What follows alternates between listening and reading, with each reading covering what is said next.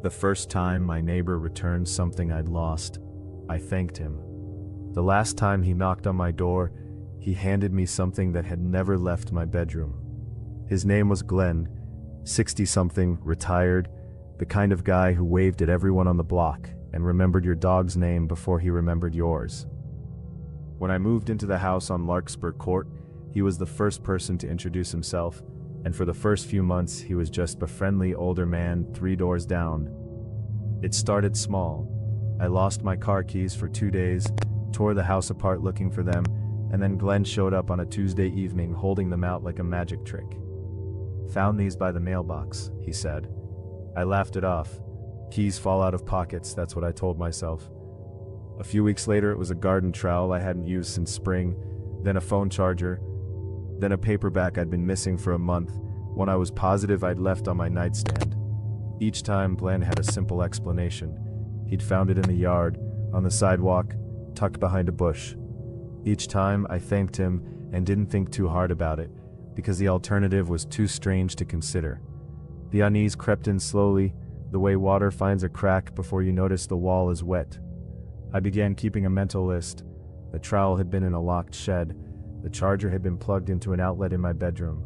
The paperback, that one bothered me the most, had a coffee ring on the cover from a mug I only ever used at my kitchen table, meaning it had been in the house, not outside, when it went missing. I told my sister about it over the phone, and she said the words I'd been avoiding saying out loud myself. "Someone's getting into your house." I changed the locks. I told myself I was being paranoid, but I did it anyway, on a Saturday morning while Glenn watched from his driveway with a wave and a comment about the weather. I installed 2 cameras, one on the porch, one facing the back door. For 3 weeks nothing happened, no missing items, no visits from Glenn, and I started to relax, started to believe I'd imagined the whole pattern. Then I lost my earring. Not lost. I'd taken both off before bed and set them on the dish on my dresser, in a room with a locked door, in a house with new locks and 2 cameras. The next morning there was only 1 earring in the dish. I checked the camera footage obsessively for 2 days. Nothing showed anyone entering. No forced doors, no broken windows, nothing on the porch or the back entrance except me coming and going, and once, briefly, Glenn's dog wandering across my lawn. On the 3rd day, Glenn knocked. He was smiling the way he always smiled, holding his hand out, palm up. In it was my earring. "Found this outside," he said. "Must have fallen off somewhere." I stood in my doorway and didn't take it right away. "How did you find this?" "It was on my dresser, in my bedroom." For the first time since I'd met him, his smile faltered, not into guilt, but into something closer to pride, like a magician annoyed that the trick was being questioned instead of admired. "I have a way of finding things," he said. "I always have. People lose things and I find them. It's a gift." He set the earring in my palm, patted my hand once, and walked back down the driveway like nothing had happened. I called a locksmith again. New deadbolts, new hardware, a new alarm system this time. I checked every window, every vent, every possible way in, and found nothing. I told myself it was over. 3 nights later I found a note tucked under my windshield wiper. It wasn't threatening. It wasn't even unkind. It just said, "You're welcome for the earring. I know a way in that doesn't need a key." I still don't know what that way is. I've had contractors inspect the crawl space, the attic, the vents. Nobody has found anything. Glenn still waves at me every morning like nothing is wrong, and every morning I wave back, because I don't know what else to do, and because some small cowardly part of me is afraid that if I stop being friendly, he'll stop returning what he takes and start keeping it instead.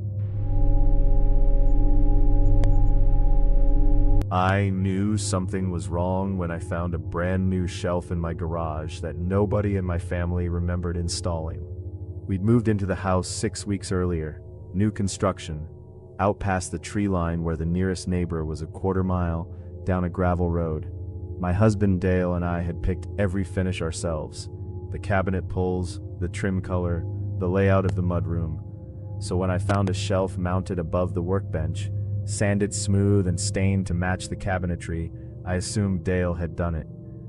He hadn't, neither had I, neither had our contractor, when I called to ask, sounding a little insulted that I'd even suggested his crew would do unpaid extra work without telling us. I let it go. Houses are strange when they're new. Things get missed on final walkthroughs, and I decided the shelf had probably been there all along and I'd simply never noticed it. Then came the coat hooks in the entryway, 5 of them, evenly spaced, screwed into studs that someone had clearly located with real skill.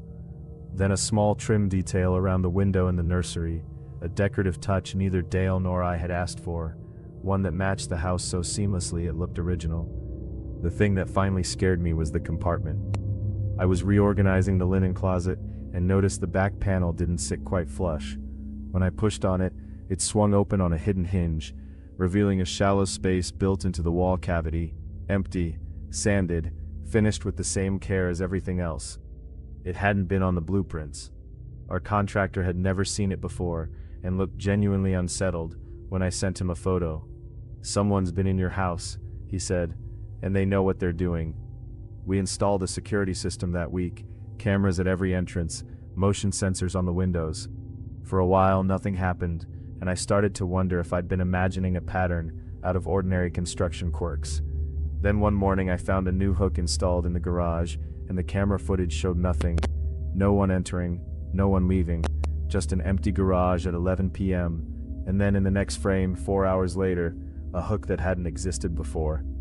Dale finally went and talked to our neighbor, Walt, an old man who'd lived down the gravel road for decades and had a reputation, according to the mail carrier, for having built half the houses out here before he retired.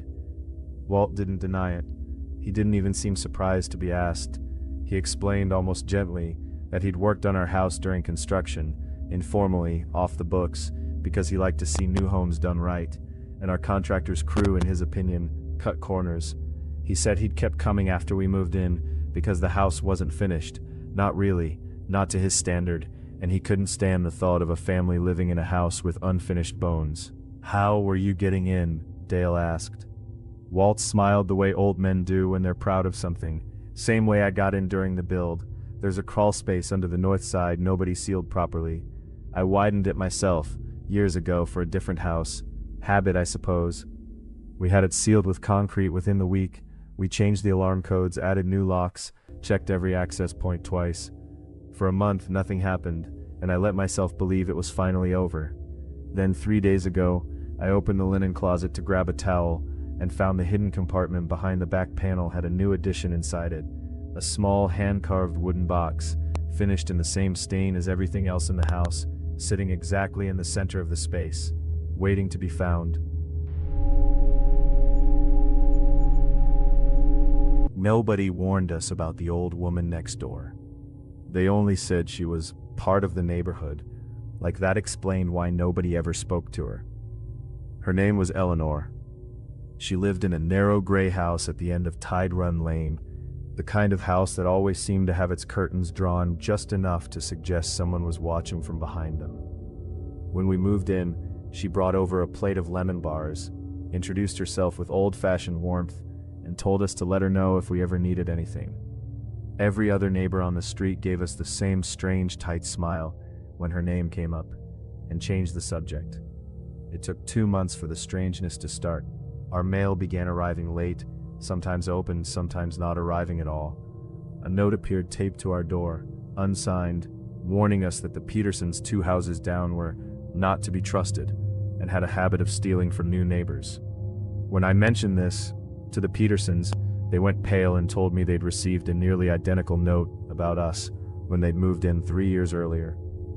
Then came the vandalism. Nothing severe, just enough to unsettle. A cracked flower pot, a garden hose slashed, a for sale sign planted in our yard that we hadn't put there, which prompted 3 separate calls from confused prospective buyers. When I called the police about a strange car parked outside our house at 2 a.m., the officer told me they'd received an anonymous tip that same night reporting a domestic disturbance at our address, a call that had never happened.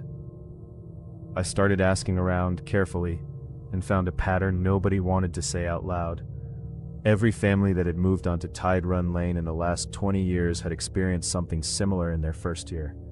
Isolating rumors, petty sabotage, fabricated emergencies, and every family had eventually stopped socializing with their neighbors altogether, retreating into private, guarded lives.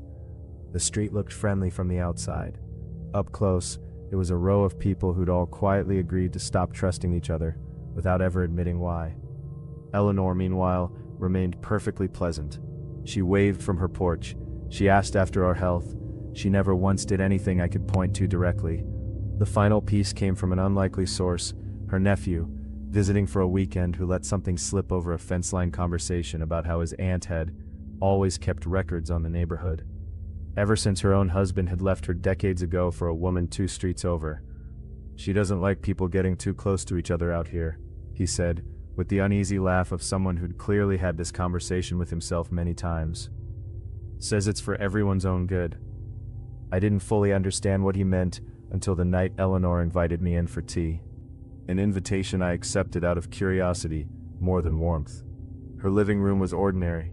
Doilies, porcelain figurines, a television turned to a low murmur, but her study, visible through a half-open door, was lined floor to ceiling with identical black notebooks, each labeled with a year. She caught me looking and without embarrassment, told me she liked to keep a record of the neighborhood. "Comings and goings," she said. "It helps me remember who to trust." When she stepped into the kitchen to get the kettle, I did something I'm not proud of.